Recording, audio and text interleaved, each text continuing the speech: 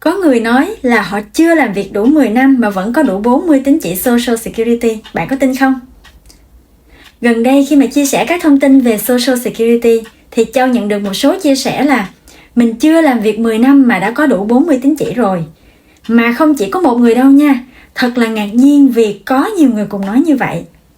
Và dĩ nhiên là sẽ xuất hiện một cái trường phái khác với cái quan điểm hoàn toàn ngược lại với trường phái bên đây. Đó là chưa làm đủ 10 năm thì lấy đâu ra đủ 40 tín chỉ. Hai phe, mỗi phe một ý kiến. Vậy là ai đúng, ai sai? Hay là có sự hiểu lầm, hiểu sai gì ở đây? Sự thật thì chỉ có một mà thôi. Và nếu bạn muốn biết sự thật thì nhất định phải xem hết video ngày hôm nay nha. Rất vui gặp lại bạn tại kênh Dr. Châu USA. Nếu đây là lần đầu tiên bạn xem video thì xin giới thiệu đôi chút. Mình là tiến sĩ khoa học, từng dạy đại học ở Nhật và đang làm nghiên cứu ở Mỹ và quản lý doanh nghiệp riêng. Tìm hiểu về tài chính cá nhân là một trong những niềm đam mê lớn nhất của mình. Nên ở kênh này, mình chia sẻ những kiến thức tài chính hữu ích trong việc tiết kiệm đầu tư tại Mỹ và cuộc sống Mỹ theo cách dễ hiểu nhất cho tất cả mọi người. Ngày hôm nay là một video thuộc về chủ đề an sinh xã hội và hưu trí. Hưu trí là một phần quan trọng trong xây dựng tài chính cá nhân. Bạn có thể xem tất cả các video của Châu về chủ đề này trong album An sinh xã hội và hưu trí nha. Còn bây giờ, chúng ta hãy bắt đầu nội dung chính nha. Vì sao có nhiều người nói chưa đủ 10 năm làm việc đã tích đủ 40 tín chỉ SSA? Sự thật là như thế nào? Trong video hôm nay, trước khi đi vào câu trả lời thì mình muốn giải thích một vài điểm quan trọng xung quanh khái niệm tín chỉ SSA mà bạn cần phải biết trước. Vì hiểu đúng những điều này thì tự khắc có câu trả lời. Cụ thể là tín chỉ SSA là gì? Làm sao để tích được tín chỉ? Những đặc điểm quan trọng phải hiểu về tín chỉ SSA. Vì sao có người nói chưa đủ 10 năm làm việc mà đã đủ 40 tín chỉ, đúng hay sai? Và cuối cùng là những lời khuyên giúp bạn tích đủ 40 tín chỉ trong thời gian sớm nhất. Tín chỉ SSA là gì? Làm sao để tích tín chỉ? Tín chỉ của SSA hay Social Security Credits là cách mà cơ quan an sinh xã hội Hoa Kỳ SSA dùng để đo lường mức độ bạn đã đóng thuế vào hệ thống an sinh xã hội. Mình sẽ giải thích cụ thể hơn nha.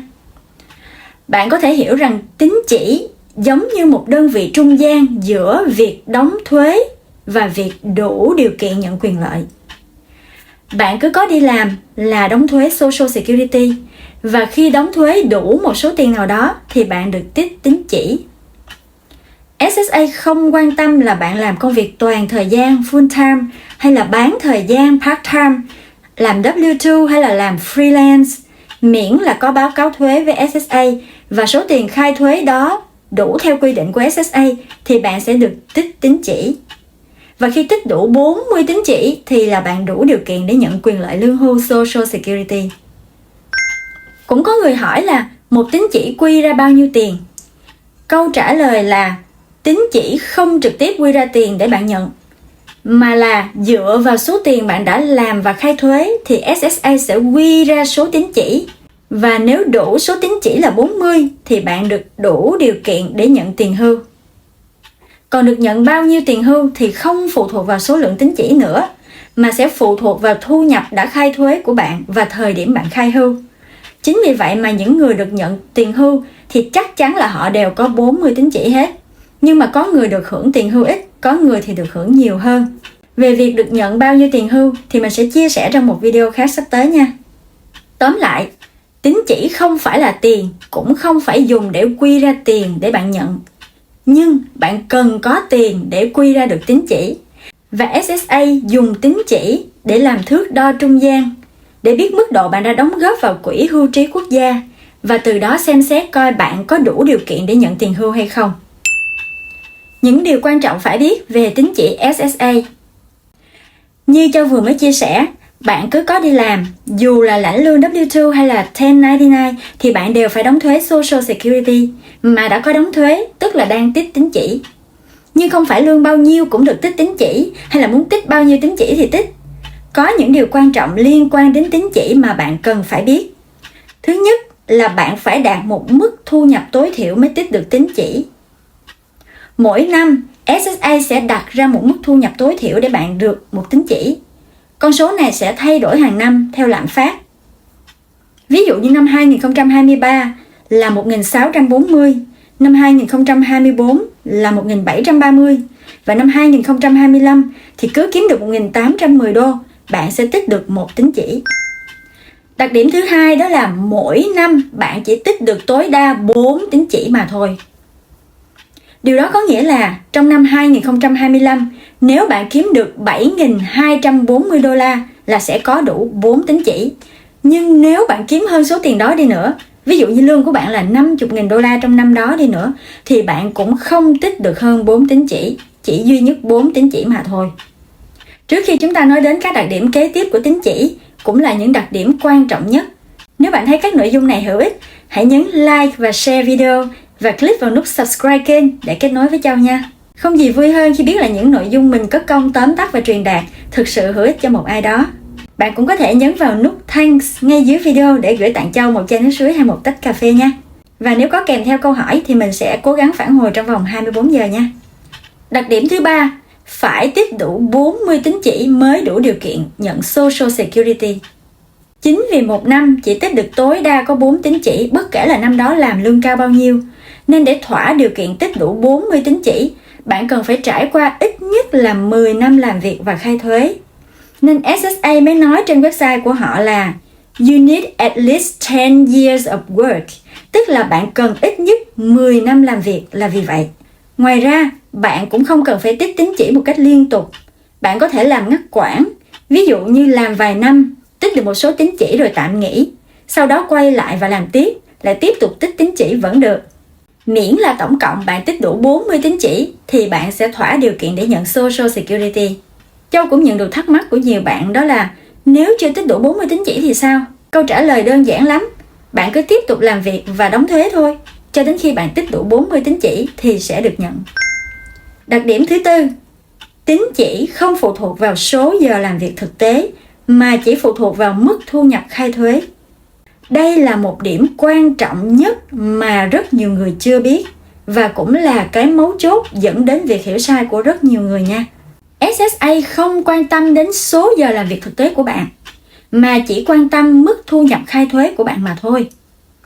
Ví dụ nha, như vừa nãy mình đã đề cập, năm 2025 cứ kiếm được 1.810 đô la và khai thuế thì bạn sẽ tích được 1 tín chỉ. Và để tích được 4 tín chỉ tối đa cho phép trong năm đó thì bạn phải kiếm được 7.240 đô la. SSA không quan tâm là bạn đã làm việc như thế nào để kiếm được 7.240 đô la đó. Tức là họ không quan tâm bạn chỉ làm một ngày trong năm mà kiếm được số tiền đó, hay là bạn làm 1 tháng mới kiếm được, hay là bạn làm hết 12 tháng mới kiếm được. Nói cách khác là họ không quan tâm đến thời gian làm việc thực tế của bạn. Họ chỉ quan tâm là ok, trong năm đó bạn đã làm việc và khai thuế trên 7.240 đô, vậy là bạn xứng đáng nhận được 4 tín chỉ. Và chỉ có vậy thôi. Và họ gọi đó là 1 năm làm việc của bạn. Vì sao có người nói chưa làm việc đủ 10 năm mà đã đủ 40 tín chỉ? Đây là phần mà rất nhiều người hiểu lầm nha. Chắc hẳn là bạn từng nghe có người nói là họ chưa làm việc đủ 10 năm mà đã tích đủ 40 tín chỉ phải không? Không chỉ một người mà còn có thể là nhiều người nói như vậy nữa. Và bạn có thể nghĩ là họ nói sai hay là nói xạo. Ngay cả mình, khi mà mới nghe cái điều đó lần đầu thì mình cũng kiểu như là vô lý, làm sao mà có chuyện đó được. Nhưng mà rồi mình nghĩ kỹ lại và mình nhận ra, những người này không phải là họ nói xạo đâu. Họ có thể là nói thật đó, nhưng mà họ lại đang hiểu sai. Họ đang hiểu sai về cụm từ 10 năm làm việc của SSA. Họ nghĩ rằng 10 năm làm việc ở đây nghĩa là tổng thời gian thực tế bạn làm việc cộng dồn lại phải ra đủ 10 năm. Và cách hiểu của họ như vậy là sai hoàn toàn. Ví dụ như họ làm 1 tháng trong năm nay đã kiếm được 8.000 đô, đủ 4 tín chỉ. Năm sau họ cũng làm 1 tháng nữa, lại kiếm được hơn 8.000 đô nữa, lại được đủ 4 tín chỉ nữa. Và giả sử họ cứ lặp lại điều đó trong suốt 10 năm, thì tức là họ tích được 40 tín chỉ. Và họ cho rằng tôi chỉ làm việc có 10 tháng thôi, chứ không phải là 10 năm như SSA nói, mà đã đủ 40 tín chỉ rồi. Điều họ nói thì không có xạo, nhưng mà chỉ là do họ hiểu sai. SSA không tính 10 năm làm việc theo thời gian làm việc thực tế của bạn, mà theo 10 năm dương lịch có đóng thuế SSA, bất kể thời gian làm việc thực tế của bạn là bao nhiêu trong mỗi năm đó. Ví dụ nha, năm 2020 bạn làm việc 2 tháng và có đóng thuế. Rồi đến năm 2021 bạn không làm việc. Và năm 2022 thì bạn lại làm việc 3 tháng và có đóng thuế. Thì nguyên một khoảng thời gian từ năm 20 đến năm 22 đó, SSA sẽ tính là 2 năm làm việc. Vì trong đó có năm 20 và năm 22 là 2 năm bạn có làm việc và khai thuế. Còn họ không quan tâm là thực tế bạn làm bao nhiêu ngày trong mỗi năm đó.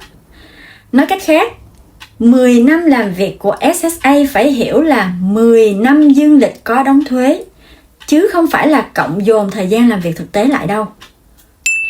Lời khuyên giúp bạn tích đủ 40 tín chỉ trong thời gian sớm nhất. Đến đây chắc các bạn đã hiểu rõ vì sao có sự hiểu lầm đó rồi phải không? Vậy nếu mình muốn tích đủ 40 tín chỉ nhanh nhất thì phải làm sao? Đây là một vài lời khuyên thực tế cho bạn nha. Thứ nhất là hãy hiểu rõ mức thu nhập cần thiết mỗi năm. Năm 2025, bạn cần làm ra 1.810 đô la để tích được một tín chỉ SSA. Nhưng con số này sẽ thay đổi mỗi năm, nên để chắc chắn là mình tích được đủ 4 tín chỉ trong một năm, thì bạn hãy kiểm tra mức thu nhập tối thiểu mà SSA yêu cầu cho từng năm, để có thể điều chỉnh công việc của mình sao cho có thể tích trọn 4 tín chỉ tối đa của năm đó. Thứ hai, theo dõi số tín chỉ trên website của SSA. Hãy tạo một tài khoản My Social Security trên website chính thức của SSA để xem là bạn có được bao nhiêu tín chỉ rồi. Bạn cũng có thể kiểm tra thu nhập mỗi năm được SSA ghi nhận là bao nhiêu và dự đoán quyền lợi hưu trí của bạn. Đặc biệt, nếu như bạn từng gián đoạn công việc, tức là không có làm liên tục lúc làm lúc nghỉ, thì càng nên theo dõi thường xuyên số tín chỉ của mình đã tích được để tránh bị hụt nha. Thứ ba, nếu mới qua Mỹ, hãy bắt đầu càng sớm càng tốt.